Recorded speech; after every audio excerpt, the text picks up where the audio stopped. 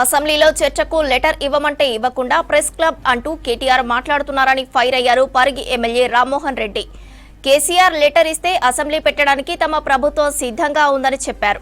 కాంగ్రెస్ ప్రభుత్వం అంటేనే రైతు సంక్షేమ ప్రభుత్వం అన్నారు. ప్రజలకు ఇచ్చిన హామీలను నెరవేరుస్తున్నామని చెప్పారు. ఒకేసారి 21,000 కోట్ల రైతు రుణమాఫీ చేశామన్నారు రామ్మోహన్ రెడ్డి. మాజీ మంత్రి హరీష్ రావు ఎక్కువ మాట్లాడుతున్నారని మండిపడ్డారు.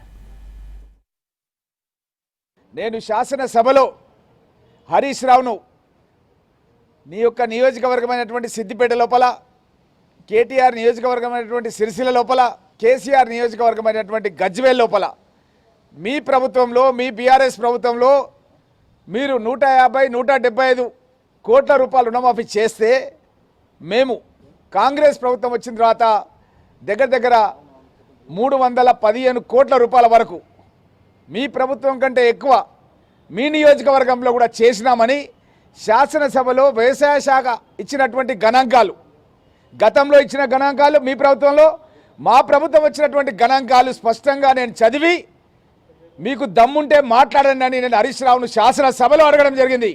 హరీష్ రావు శాసనసభలో ఉండి, కేటీఆర్ నువ్వు కూడా శాసనసభలో ఉండి మీరు సమాధానం చెప్పలేదు. పరిగి శాసనసభకు రాజీనామా చేస్తా అని చెప్పిన నేను నిజంగా దమ్ముంటే ఆ రోజు హరీష్ రావు లేచి నువ్వు చెప్పిన లెక్కలు తప్పు, వ్యవసాయ శాఖ లెక్కలు తప్పించింది, మేము మా నియోజకవర్గంలో, మా ప్రభుత్వంలో, తెలంగాణ రాష్ట్రంలో మీకంటే ఎక్కువ రుణమాఫీ చేసినామని చెప్పాల్సింది ఉండే. మరి శాసనసభలో ఉండి ఎందుకు సపోర్ట్ చేయకుండా కూర్చున్నావు హరీష్ రావు? ఈరోజు ఏం చేస్తున్నావు? నువ్వు మీ బామ్మర్ది కలిసి ప్రెస్ క్లబ్కి వచ్చి అక్కడ ప్రెస్ మీట్ పెట్టి మన రాష్ట్రానికి సంబంధించినటువంటి ప్రాజెక్టుల సాధన గురించి గౌరవ ముఖ్యమంత్రి రేవంత్ రెడ్డి గారు ఢిల్లీకి వెళ్తే మీరు శాసనసభకు రాకుండా మిమ్మల్ని లెటర్ ఇవ్వమని చెప్పి మేము అడిగినాం.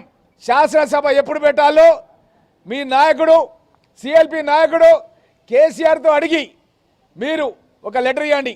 ఎప్పుడు శాసనసభ పెట్టాలో అడగండి, మేము సిద్ధంగా ఉన్నాం. మీరు పెట్టమన్న రోజు శాసనసభ సమావేశాలు పెట్టడానికి కాంగ్రెస్ పక్షాన మేము సిద్ధంగా ఉన్నాం.